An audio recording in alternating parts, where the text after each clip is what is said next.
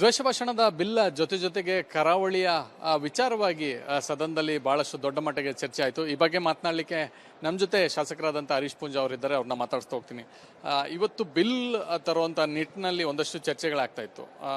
Bill ತರೋದ್ರ ವಿರುದ್ಧ BJP ಯಾಕಿದೆ, ಇದರ ಜೊತೆಯಲ್ಲಿ ಕರಾವಳಿ ಕಿಚ್ಚು ಕೂಡ ಮಧ್ಯದಲ್ಲಿ ಬಂತು. ಸಚಿವ ಬೈರತಿ ಸುರೇಶ್ ಅವರು ನೀವು ಕರಾವಳಿಯವರು ಇರೋದೇ ಬೆಂಕಿ ಹಚ್ಚಲಿಕ್ಕೆ ಅನ್ನೋಂಥ ವಿಚಾರವನ್ನು ಪ್ರಸ್ತಾಪ ಮಾಡಿದ್ರು.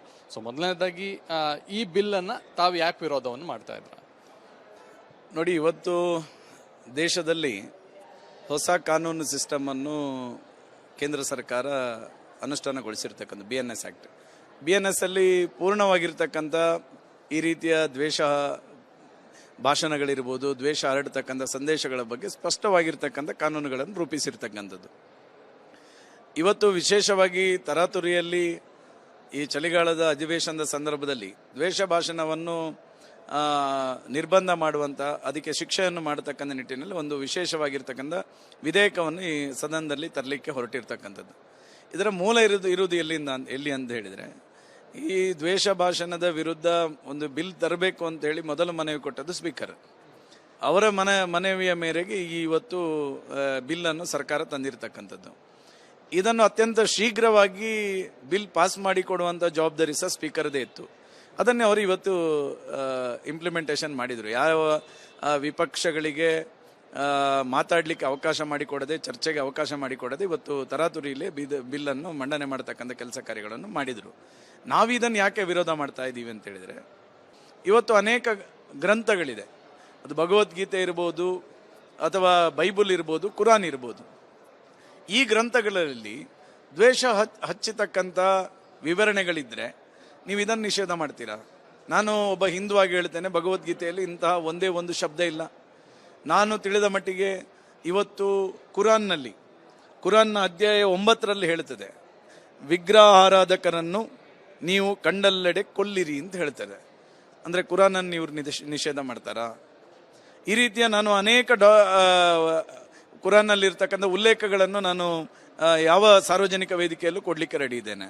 ಸದನದಲ್ಲೂ ಇದನ್ನು ಕೇಳಲಿಕ್ಕೆ ನಾವು ರೆಡಿ ಇದ್ವಿ. ನೀವು ಈ ರೀತಿಯ ಧಾರ್ಮಿಕ ಗ್ರಂಥಗಳೇ ಜನರ ಭಾವನೆಯನ್ನು ಕೆರಳಿಸ್ತಕ್ಕಂಥ ಒಂದು ವ್ಯಾಖ್ಯಾನಗಳನ್ನು ಮಾಡಿದರೆ ಮೊದಲು ನೀವು ಅದನ್ನು ಬ್ಯಾನ್ ಮಾಡಬೇಕಲ್ಲ. ನೀವು ಮೊದಲು ಅದನ್ನು ಬ್ಯಾನ್ ಮಾಡ್ತೀರಾ? ಈ ಸರ್ಕಾರ ಈ ಬಿಲ್ ಇವತ್ತು ಮಂಡನೆ ಆಗಿದೆಯಲ್ಲ, ನಿಮಗೆ ತಾಕತ್ತಿದ್ರೆ, ಸಿದ್ದರಾಮಯ್ಯ ಅವರ ಸರ್ಕಾರಕ್ಕೆ ತಾಕತ್ತಿದ್ರೆ, ನಾನು ಇವತ್ತು ಪ್ರಶ್ನೆ ಮಾಡ್ತೇನೆ, ನೀವು ಮೊದಲು ಕುರಾನನ್ನು ಬ್ಯಾನ್ ಮಾಡಿ. ಯಾಕಂದರೆ ಕುರಾನ್ನಲ್ಲಿ ಬಹುತೇಕ ಅಂಶಗಳು ಸಮಾಜವನ್ನು ಒಡಿತಕ್ಕಂಥ ಮತ್ತು ಸಮಾಜದಲ್ಲಿ ದ್ವೇಷ ಹುಟ್ಟಿಸ್ತಕ್ಕಂಥ ಶಬ್ದಗಳಿದೆ. ಅದನ್ನು ನಾನು ಸಾರ್ವಜನಿಕವಾಗಿ ನಾನು ಇವತ್ತು ಹೇಳ್ತೇನೆ, ಇದನ್ನು ನೀವು ಮೊದಲನೇದಾಗಿ ಅದನ್ನು ಬ್ಯಾನ್ ಮಾಡಬೇಕೆನ್ನುವಂಥ ಆಗ್ರಹ ಮಾಡ್ತೇನೆ. ಸೊ ಇವರ ಉದ್ದೇಶನೇ ಸ್ಪಷ್ಟ ಇದೆ. ಹಿಂದುತ್ವದ ಬಗ್ಗೆ ಮಾತಾಡ್ತಕ್ಕಂಥ ಜನಪ್ರತಿನಿಧಿಗಳನ್ನು ಹತ್ತಿಕ್ಕಬೇಕು. ಹಿಂದೂ ಪರವಾಗಿ ಮತ್ತು ರಾಷ್ಟ್ರದ ಪರವಾಗಿ ಮಾತಾಡ್ತಕ್ಕಂಥ ಒಂದಷ್ಟು ಚಿಂತಕರು, ವಿಮರ್ಶಕರು, ಒಂದಷ್ಟು ಭಾಷಣಕಾರರನ್ನು ಅವರ ಸದ್ದಡಗಿಸಬೇಕು. ಒಟ್ಟು ಹಿಂದುತ್ವವನ್ನು ಸದ್ದಡಗಿಸಿದರೆ ಕಾಂಗ್ರೆಸ್ಸಿಗೆ ಮತ್ತೊಮ್ಮೆ ರಾಜ್ಯದಲ್ಲಿ ಮುಸಲ್ಮಾನರ ಪರವಾಗಿ ಆಡಳಿತ ಮಾಡಿದ ಹಾಗೆ ಆಗ್ತದೆ ಅನ್ನುವಂಥ ದುರುದ್ದೇಶದಿಂದ ಇವತ್ತು ಈ ಬಿಲ್ಲನ್ನು ತರತಕ್ಕಂಥ ಕೆಲಸವನ್ನು ಮಾಡಿದೆ. ಇದಿಷ್ಟು ಶಾಸಕರಾದಂಥ ಹರೀಶ್ ಪೂಂಜಾ ಅವರ ಮಾತು. ಕ್ಯಾಮ್ ಪರ್ಸನ್ ಸದಾನಂದ್ ಜೊತೆ ಚಂದ್ರಶೇಖರ್, ರಿಪಬ್ಲಿಕ್ ಕನ್ನಡ, ಬೆಳಗಾವಿ. ದ್ವೇಷ ಭಾಷಣದ ಬಿಲ್ ಜೊತೆಗೆ ಕರಾವಳಿಯ ವಿಚಾರವಾಗಿ ಸದನದಲ್ಲಿ ಬಹಳಷ್ಟು ದೊಡ್ಡ ಮಟ್ಟಿಗೆ ಚರ್ಚೆ ಆಯಿತು. ಈ ಬಗ್ಗೆ ಮಾತನಾಡಲಿಕ್ಕೆ ನಮ್ಮ ಜೊತೆ ಶಾಸಕರಾದಂಥ ಹರೀಶ್ ಪೂಂಜಾ ಅವರಿದ್ದಾರೆ. ಅವ್ರನ್ನ ಮಾತಾಡಿಸ್ತಾ ಹೋಗ್ತೀನಿ. ಇವತ್ತು ಬಿಲ್ ತರುವಂಥ ನಿಟ್ಟಿನಲ್ಲಿ ಒಂದಷ್ಟು ಚರ್ಚೆಗಳಾಗ್ತಾ ಇತ್ತು. ಬಿಲ್ ತರೋದ್ರ ವಿರುದ್ಧ ಬಿಜೆಪಿ ಯಾಕಿದೆ, ಇದರ ಜೊತೆಯಲ್ಲಿ ಕರಾವಳಿ ಕಿಚ್ಚು ಕೂಡ ಮಧ್ಯದಲ್ಲಿ ಬಂತು.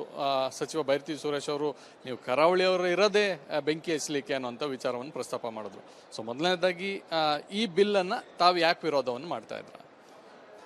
ನೋಡಿ, ಇವತ್ತು ದೇಶದಲ್ಲಿ ಹೊಸ ಕಾನೂನು ಸಿಸ್ಟಮನ್ನು ಕೇಂದ್ರ ಸರ್ಕಾರ ಅನುಷ್ಠಾನಗೊಳಿಸಿರ್ತಕ್ಕಂಥ BNS ಆ್ಯಕ್ಟ್. BNS ಅಲ್ಲಿ ಪೂರ್ಣವಾಗಿರ್ತಕ್ಕಂಥ ಈ ರೀತಿಯ ದ್ವೇಷ ಭಾಷಣಗಳಿರ್ಬೋದು, ದ್ವೇಷ ಹರಡ್ತಕ್ಕಂಥ ಸಂದೇಶಗಳ ಬಗ್ಗೆ ಸ್ಪಷ್ಟವಾಗಿರ್ತಕ್ಕಂಥ ಕಾನೂನುಗಳನ್ನು ರೂಪಿಸಿರ್ತಕ್ಕಂಥದ್ದು. ಇವತ್ತು ವಿಶೇಷವಾಗಿ ತರಾತುರಿಯಲ್ಲಿ ಈ ಚಳಿಗಾಲದ ಅಧಿವೇಶನದ ಸಂದರ್ಭದಲ್ಲಿ ದ್ವೇಷ ಭಾಷಣವನ್ನು ನಿರ್ಬಂಧ ಮಾಡುವಂಥ, ಅದಕ್ಕೆ ಶಿಕ್ಷೆಯನ್ನು ಮಾಡತಕ್ಕಂಥ ನಿಟ್ಟಿನಲ್ಲಿ ಒಂದು ವಿಶೇಷವಾಗಿರ್ತಕ್ಕಂಥ ವಿಧೇಯಕವನ್ನು ಈ ಸದನದಲ್ಲಿ ತರಲಿಕ್ಕೆ ಹೊರಟಿರ್ತಕ್ಕಂಥದ್ದು.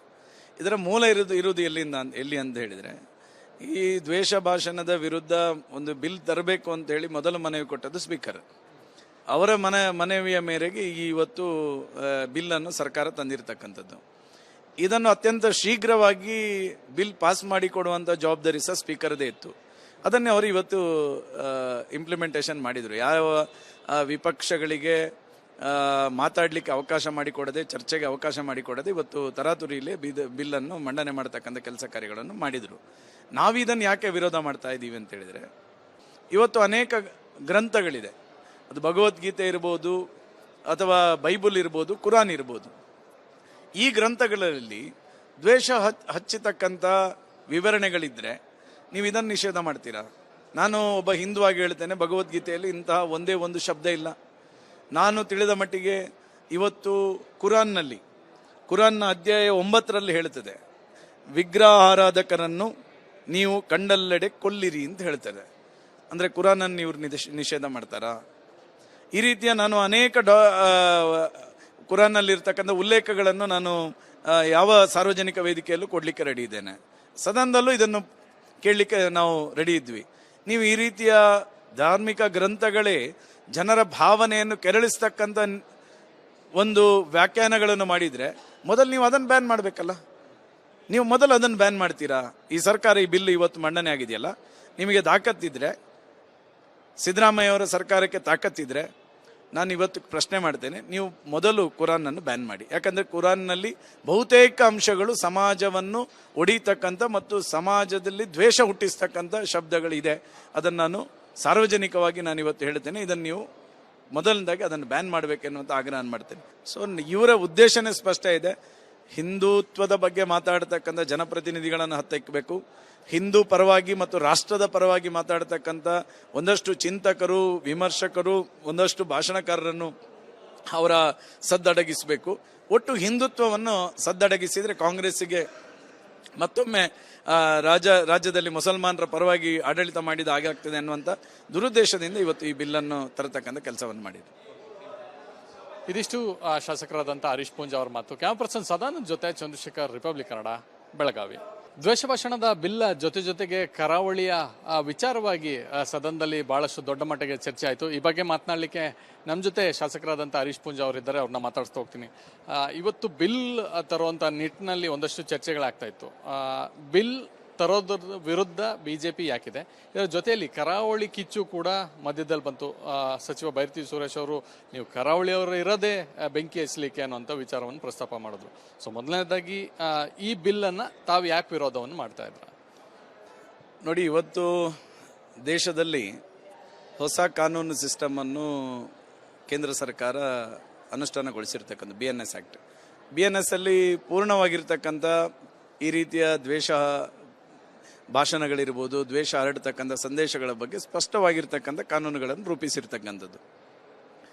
ಇವತ್ತು ವಿಶೇಷವಾಗಿ ತರಾತುರಿಯಲ್ಲಿ ಈ ಚಳಿಗಾಲದ ಅಧಿವೇಶನದ ಸಂದರ್ಭದಲ್ಲಿ ದ್ವೇಷ ಭಾಷಣವನ್ನು ನಿರ್ಬಂಧ ಮಾಡುವಂಥ, ಅದಕ್ಕೆ ಶಿಕ್ಷೆಯನ್ನು ಮಾಡತಕ್ಕಂಥ ನಿಟ್ಟಿನಲ್ಲಿ ಒಂದು ವಿಶೇಷವಾಗಿರ್ತಕ್ಕಂಥ ವಿಧೇಯಕವನ್ನು ಈ ಸದನದಲ್ಲಿ ತರಲಿಕ್ಕೆ ಹೊರಟಿರ್ತಕ್ಕಂಥದ್ದು. ಇದರ ಮೂಲ ಇರುವುದು ಎಲ್ಲಿ ಅಂತ ಹೇಳಿದರೆ, ಈ ದ್ವೇಷ ಭಾಷಣದ ವಿರುದ್ಧ ಒಂದು ಬಿಲ್ ತರಬೇಕು ಅಂತ ಹೇಳಿ ಮೊದಲು ಮನವಿ ಕೊಟ್ಟದ್ದು ಸ್ಪೀಕರ್. ಅವರ ಮನವಿಯ ಮೇರೆಗೆ ಇವತ್ತು ಬಿಲ್ಲನ್ನು ಸರ್ಕಾರ ತಂದಿರತಕ್ಕಂಥದ್ದು. ಇದನ್ನು ಅತ್ಯಂತ ಶೀಘ್ರವಾಗಿ ಬಿಲ್ ಪಾಸ್ ಮಾಡಿಕೊಡುವಂಥ ಜವಾಬ್ದಾರಿ ಸಹ ಸ್ಪೀಕರ್ದೇ ಇತ್ತು.